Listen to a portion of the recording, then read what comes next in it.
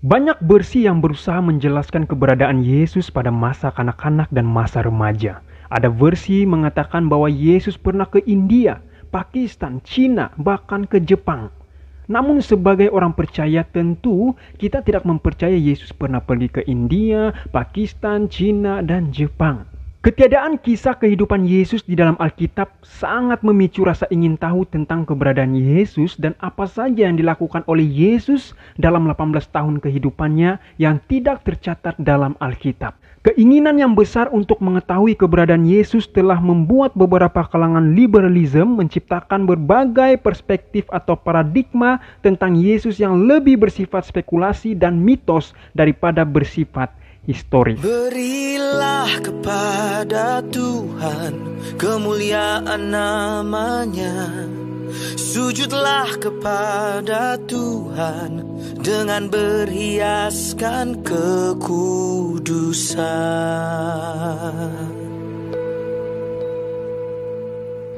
Kalangan liberalisme adalah kepercayaan kitab Altufilia, kitab Apokrifa, dan Injil Thomas. Menurut pandangan dari kitab-kitab ini mengatakan bahwa pada waktu bayi ketika Yesus berada dalam gendongan Maria, tiba-tiba Yesus berbicara kepada Maria, "Akulah Yesus putra Allah, firman yang engkau lahirkan menurut perkataan malaikat itu."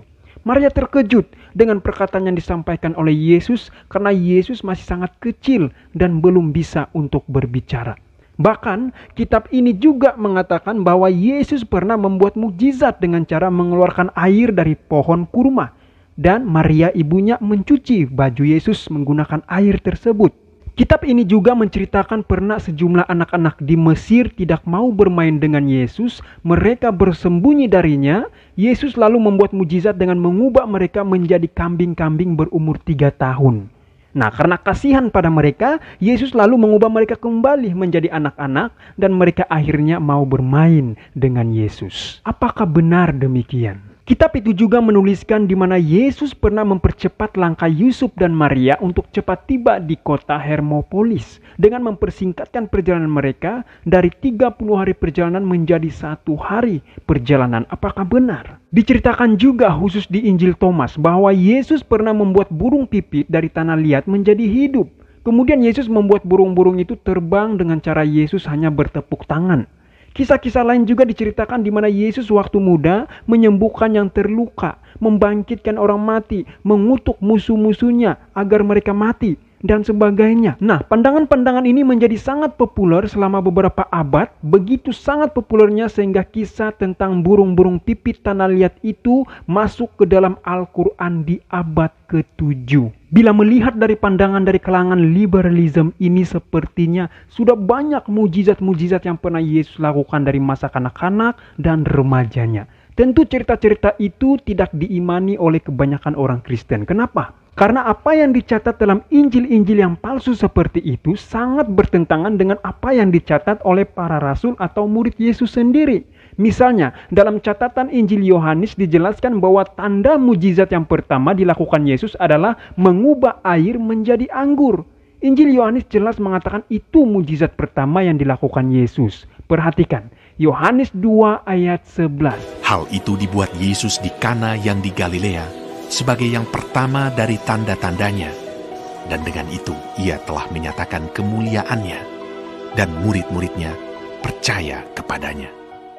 Itu sebabnya umat Kristen menolak penjelasan yang disampaikan oleh Injil-Injil lain seperti kitab Altufilia, kitab Apokrifa, dan Injil Thomas sebab ianya jelas bertentangan. Saudara dan saudari, lalu apa yang dilakukan oleh Tuhan Yesus ketika berusia 13 hingga 29 tahun?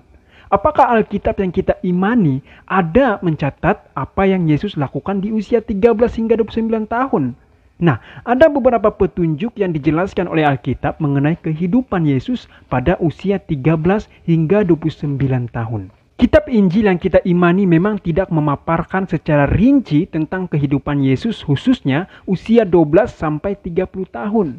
Kitab Injil hanya menuliskan kelahirannya. Kita boleh lihat itu dalam Matius 1 ayat 18 hingga 25, Lukas 2 ayat 1 sampai 7. Juga ketika Yesus disunat pada usia 8 hari. Kita boleh lihat itu Lukas 2 ayat 21 sampai 40.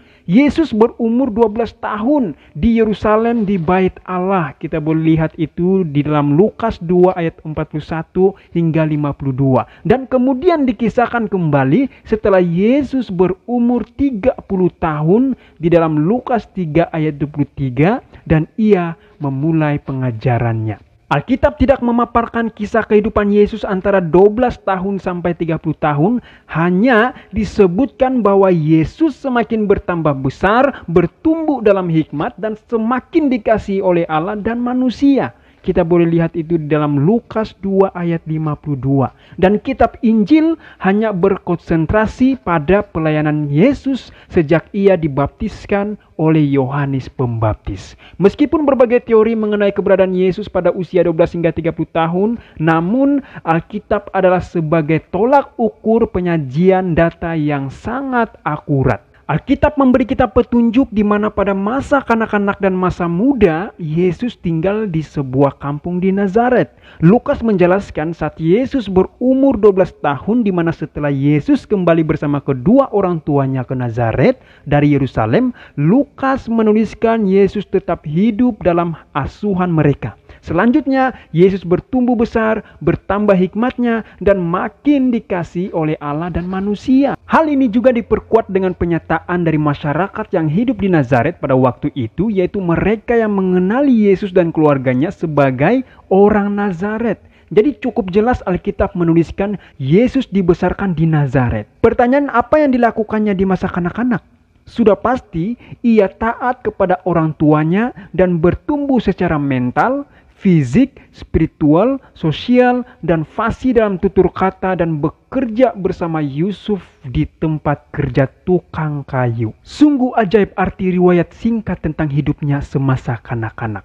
Anak itu bertambah besar dan menjadi kuat, penuh hikmat dan kasih karunia Allah ada padanya. Dalam sinar wajah Bapaknya, Yesus makin bertambah hikmatnya dan besarnya dan makin dikasihi oleh Allah dan manusia. Pikirannya giat dan tajam dengan kecerdasan otak dan akal budi yang jauh melampaui usianya. Namun tabiatnya baik sekali dalam keselarasannya. Selaku seorang anak, Yesus menunjukkan suatu keindahan tabiat yang istimewa. Tangannya yang cekatan selamanya siap sedia untuk melayani orang lain. Bagaimana pula di waktu remajanya? Pada zaman Kristus, kota atau negeri yang tidak menyediakan pendidikan agama bagi anak-anak muda dianggap sebagai kota yang kena kutuk Allah. Yesus tidak memperoleh pendidikan di sekolah rumah sembayang, karena ibunya lah gurunya manusia yang pertama. Dari bibir ibunya lah dan surat gulungan nabi-nabi ia mempelajari hal-hal syurgawi. Justru sabda yang difirmankannya sendiri dahulu kepada Musa untuk Bani Israel kini diajarkan kepadanya di pangkuan ibunya. Ketika ia meningkat dari masa kanak-kanak ke masa muda, ia tidak berusaha belajar di sekolah rabi-rabi. Jikalau Yesus masuk di sekolah rabi-rabi, tentu orang Farisi dan ahli Taurat sudah mengenal dia dari usia muda. Namun tidaklah demikian. Orang ramai hanya mengenal dia sebagai anak tukang kayu. Itu sebab pertanyaan yang diajukan kepada Yesus ketika dia memulai pelayanannya, bagaimanakah orang ini mempunyai pengetahuan demikian tanpa belajar? Bukannya menyatakan bahwa Yesus tidak dapat membaca, melainkan semata-mata karena Yesus belum pernah mendapat pendidikan dari rabi-rabi.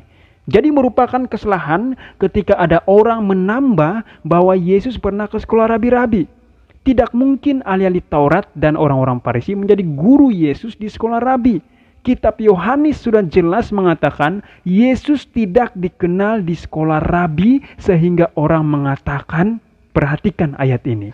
Yohanes 7 ayat 15. Maka heranlah orang-orang Yahudi dan berkata, Bagaimanakah orang ini mempunyai pengetahuan demikian tanpa belajar?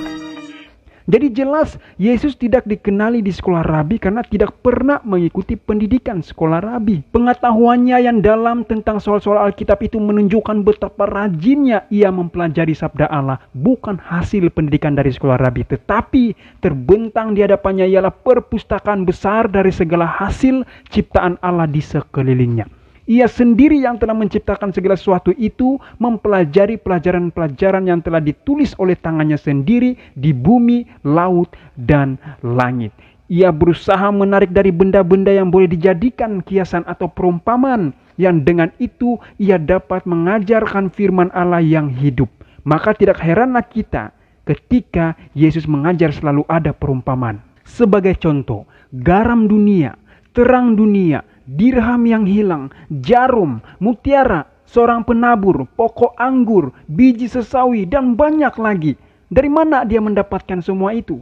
Bukan dari sekolah rabi, tetapi dari perpustakaan besar dari hasil ciptaannya sendiri sejak masa mudanya. Kehidupan Yesus adalah suatu kehidupan yang sesuai dengan Allah. Ketika ia masih anak-anak, ia berpikir dan berbicara seperti seorang anak-anak. Akan tetapi tidak ada sedikit pun tanda-tanda dosa yang menodai peta Allah dalam dirinya. Meskipun demikian, ia tidak bebas dari penggodaan. Penduduk Nazaret sudah menjadi buah bibir orang karena kejahatan di sana. Yesus ditempatkan di mana wataknya akan diuji. Itu sebabnya ia sentiasa waspada untuk mempertahankan kesuciannya. Ia juga tidak luput dari segala pergumulan. Yohanes 1 ayat 46. Kata Natanael kepadanya, Mungkinkah sesuatu yang baik datang dari Nazaret?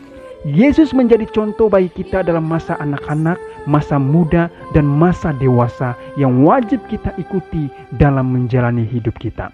Orang tua Yesus miskin dan mereka bergantung kepada pekerjaan berat sehari-hari. Yesus tinggal dalam rumah tangga petani dan dengan setia serta riang, gembira, turut memikul segala tanggung jawab rumah tangga.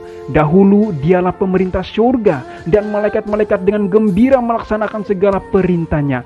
Kini ia menjadi seorang hamba yang sukarela, seorang anak pengasih dan penurut. Ia belajar bertukang kayu dan dengan tangannya sendiri ia bekerja di bengkel pertukangan bersama Yusuf sejak masa mudanya. Ia tidak menggunakan kuasa ilahinya untuk mengurangi bebannya atau meringankan pekerjaannya. Kristuslah satu-satunya orang yang tidak berdosa yang pernah tinggal di dunia ini. Namun hampir 30 tahun lamanya ia hidup di antara penduduk Nazaret yang jahat itu. Matius 13 ayat 57 dan 58. Lalu mereka kecewa dan menolak dia. Maka Yesus berkata kepada mereka, seorang nabi dihormati di mana-mana kecuali di tempat asalnya sendiri dan di rumahnya. Dan karena ketidakpercayaan mereka, tidak banyak mujizat diadakannya di situ. Yesus adalah seorang pekerja yang tekun dan setia. Ketika ia mulai bekerja sebagai guru, ia berfirman, Yohanes 9 ayat 4. Kita harus mengerjakan pekerjaan Dia yang mengutus aku selama masih siang. Akan datang malam, di mana tidak ada seorang pun yang dapat bekerja. Jadi sekarang kita dapat melihat Alkitab memberi petunjuk bahwa Yesus hidup dan besar bersama kedua orang tuanya di kota Nazaret di Galilea sampai ia berusia 30 tahun dan melakukan pekerjaan pelayanannya.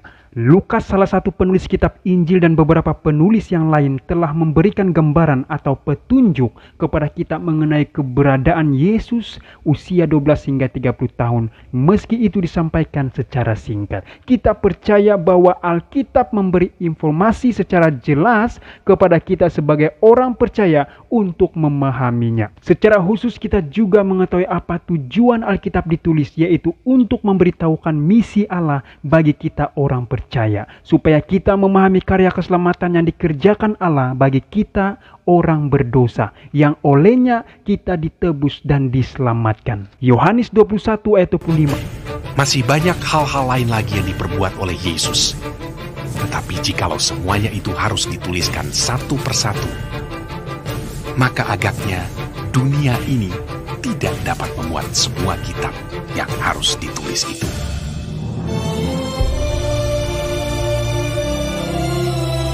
Bertemu lagi kita di video berikutnya. Tuhan Yesus memberkati kita semua. Amin.